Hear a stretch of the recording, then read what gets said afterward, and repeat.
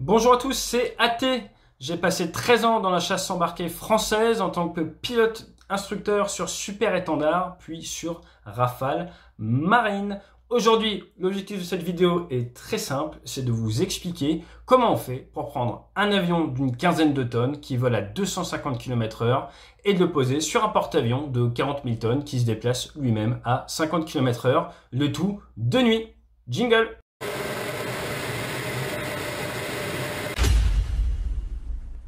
La chasse et les porte-avions, c'est super, mais si ça fonctionne de jour, de nuit, par beau temps et par mauvais temps, c'est encore mieux. Réussir à apponter un avion de chasse sur un porte-avions de nuit, ce n'est pas un sport de masse. Ça demande des années d'entraînement, énormément de rigueur, énormément de précision, la confiance de nos chefs et un porte-avions qui soit lui également au niveau. Ça ne dépend pas que du pilote. Et oui, il faut également que le porte-avions soit capable de nous récupérer. Il faut des contrôleurs spécialement formés, des officiers d'appontage et leur formation dure extrêmement longtemps. C'est une spécialité très rare et très difficile. Pour que ça fonctionne bien, il nous faut des pilotes qualifiés. La bonne nouvelle quand vous êtes qualifié de nuit en tant que pilote, c'est que vous avez une prime. La contrepartie, c'est quoi? C'est que si l'armée vous donne une prime, c'est que c'est vraiment pas facile.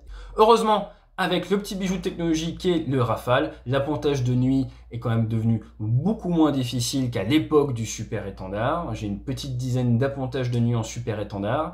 Je faisais pas le malin. Heureusement, en Rafale, c'est un petit peu plus simple. On a ce qu'on appelle l'automanette, une tenue d'incidence automatique et une très bonne réaction des moteurs. Mais il n'y a pas d'appontage automatique dans la chasse française. Vous avez un appontage automatique possible sur porte-avions de l'US Navy, sur le porte-avions français Charles de Gaulle. Il faut faire ça à la mano à chaque fois, même si, comme je viens de vous le dire, on a l'automanette qui nous simplifie un petit peu la vie après 6 à 8 heures passées dans le cockpit pour des missions de guerre en Irak par exemple. Alors est-ce que là, dans cette vidéo, je vais vous livrer les vrais secrets de l'appontage de nuit avec toutes les procédures, tous les chiffres, tout pour que vous puissiez aller vendre ça directement à je ne sais pas qui? Eh ben non. Pourquoi? Parce qu'en France, on classifie nos procédures autour du porte-avions. Je n'ai pas le droit de vous faire une vidéo qui va détailler les procédures d'appontage. C'est un niveau de classification, diffusion restreinte. Les Américains sont légèrement différents. Toutes leurs procédures autour du porte-avions sont en source ouverte. Aujourd'hui, on s'intéresse à l'appontage en Rafale. Je vais vous parler de ce dont j'ai le droit de vous parler sans qu'on vienne me chercher chez moi à mon domicile pour me mettre en prison. Je vais vous parler de la VTH, la visualisation tête haute, l'écran principal qui est devant le pilote pour le pilotage et l'appontage. C'est l'ancienne version dans cette vidéo. C'était un Rafale de standard F1, une ancienne génération. Maintenant, on n'est plus du tout à cette version-là. Ça a un petit peu changé. Et je vais donc pouvoir vous expliquer ça et vous donner vraiment les bases de l'appontage, mais sans pour autant rentrer trop dans le détail.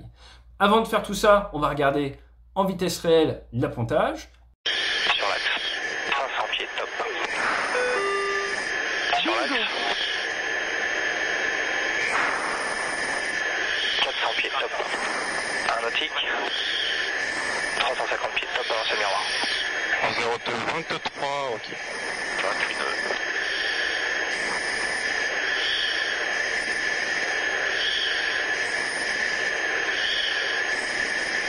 Tout à fait. Soutiens le nez. Lève le nez maintenant. Lève le nez, doucement.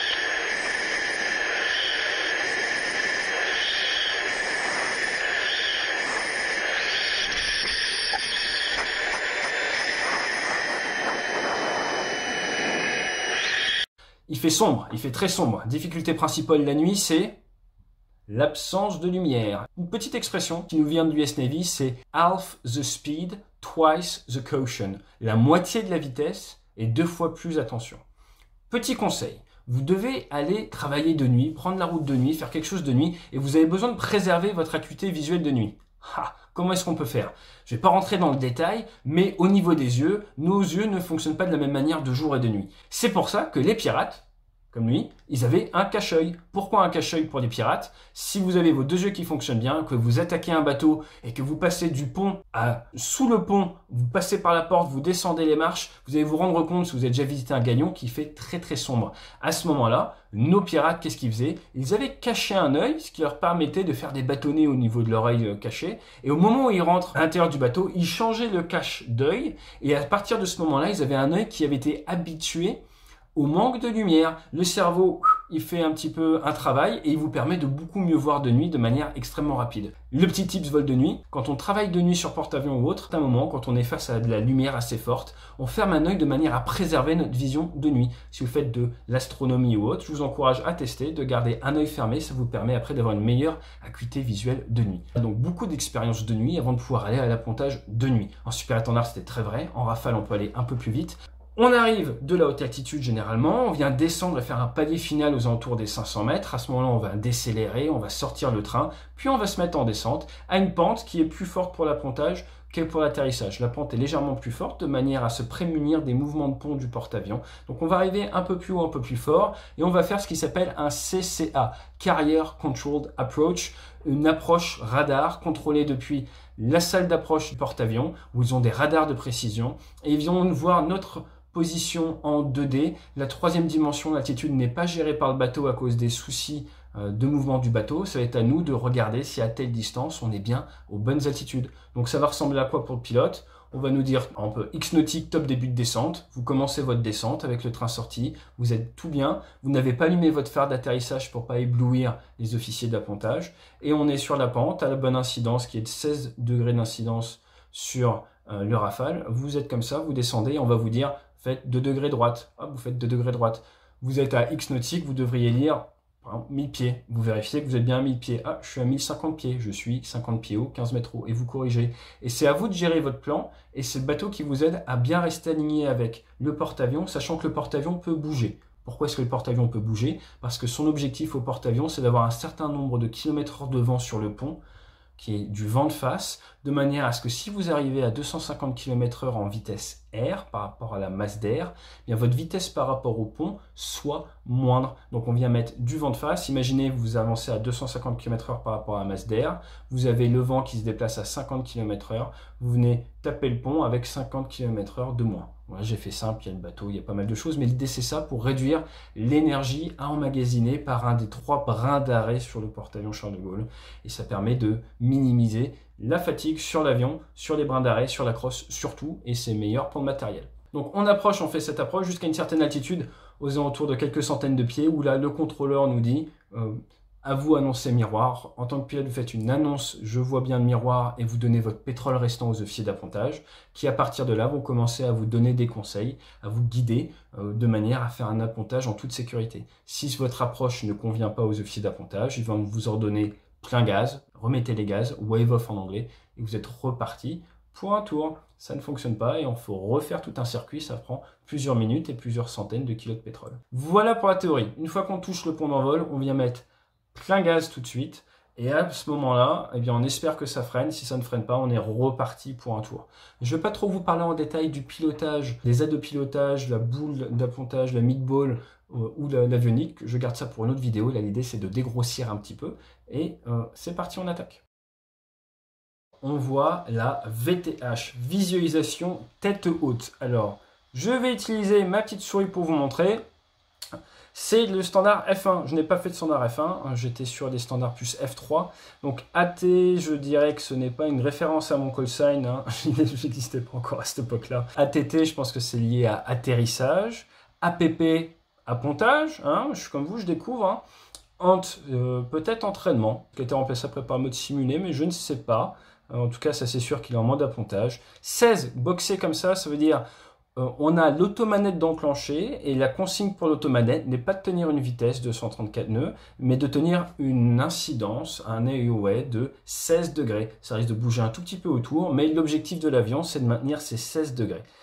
On a ici notre alpha de manière plus précise, on a 15.8 avec pour référence 16.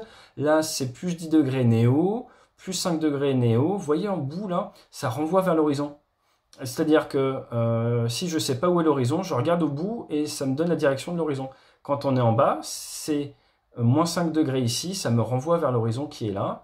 Ensuite, ça c'est pour avoir une idée de notre degré de virage. Là, on est au cap, ça c'est 0,50, 0,60, 0,70. Là, on en a deux. Il y en a un qui est magnétique, l'autre qui est vrai. Pas trop de détails là-dessus. 520 pieds, ça c'est par rapport au QNH ou au Fox Echo. C'est un réglage par rapport à une pression qu'on a mis, un réglage pilote. Et il faut se méfier à ne pas se tromper. 570H, c'est la hauteur radiosonde. 50 pieds d'écart entre les deux. Je vous laisse imaginer la hauteur du pont du porte-avions. 1G. Et là, qu'est-ce qu'on a? On a notre avion, aile gauche, aile droite. Le fuselage, la dérive, 1, 2, 3 trains. Ça vient nous dire que c'est en rapport avec notre incidence. Ça, ce sont nos chevrons d'énergie. Simple, c'est que la post-combustion n'est pas enclenchée. Avec la post-combustion, on a des doubles chevrons, comme je vous ai montré dans certaines vidéos de combat. Et moins 5 degrés. Là, on a à peu près un certain nombre de degrés qui correspond à ce qu'on veut faire pour l'appontage. Une référence. Et là, on a le pétrole, 2310 kg restants. Et plan de descente, PD. Plan de descente, 3,7 degrés. Donc ça vient correspondre à 3,7 degrés. Bingo, qui est une alerte le pilote avait réglée pour 2,3 tonnes restantes. Donc ça s'annonce à 2,3 tonnes, c'est bien fait.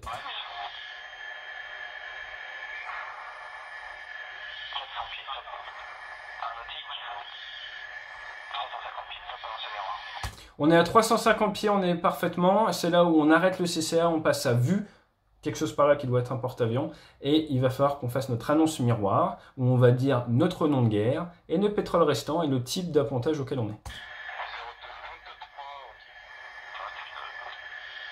Viseur auto 23 Rocky. Il utilise le viseur pour aider à apponter, donc il va utiliser ces sigles-là en rapport à des références lumineuses sur le pont dont je ne pourrai pas vous parler. Auto parce qu'il est à l'automanette, 23 parce qu'il a 2,3 tonnes de pétrole, Rocky parce que c'est son call sign, c'est quelqu'un d'assez très connu dans la boutique, un pilote très chevronné qui a quitté depuis. Mais s'il nous regarde, bonjour, je ne l'ai pas connu moi personnellement, mais c'est quelqu'un dont j'ai beaucoup entendu parler en bien.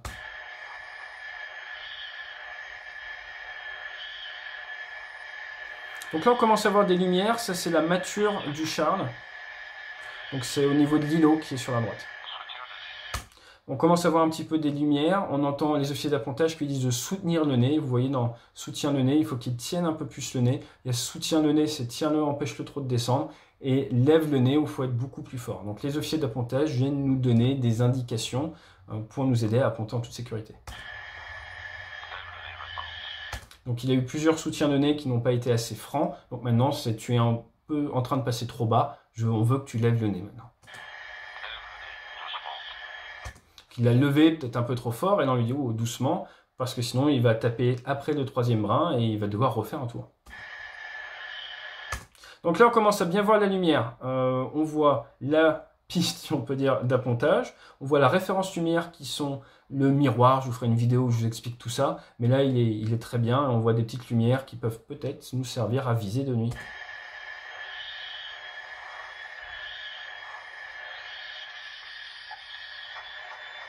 Initialement, on a mis plein gaz, ensuite derrière, il peut ralentir et à ce moment-là, on va rester lumière éteinte, on n'allume pas les phares de roulage, on vient suivre les bâtonnets lumineux des chiens jaunes qui vont nous aider à quitter la piste d'appontage. Un point qui peut être très gênant, c'est les sources de lumière très fortes qui peuvent venir par exemple des bateaux de croisière qui seraient quelques nautiques devant le bateau. Ça c'est très gênant, il m'est déjà arrivé au large de la Corse d'avoir un bateau de croisière qui passait devant. J'avais du mal à voir le pont d'envol, j'avais du mal à voir devant moi tellement cette source lumineuse me polluait, on parle de pollution lumineuse. Gros travail pour l'équipage sur le pont d'envol également, ça fera sûrement l'objet d'une vidéo aussi. Vous doutez bien qu'une fois qu'on est posé, nous on est complètement perdu. Si ce n'est pas pour l'aide du personnel de pont, on ne fait rien avec notre avion, on coupe là dans les brins, on dit je sais pas où aller, j'ai peur, je vois rien, et le bateau n'est plus très opérationnel. Donc c'est vraiment grâce au personnel qui me fait manœuvrer le bateau, au personnel qui s'assure que les presses hydrauliques fonctionnent bien avec les 3 brins d'arrêt, au personnel qui nous guide sur le pont, aux officiers d'appontage, aux contrôleurs, aux météorologues également, et j'en passe,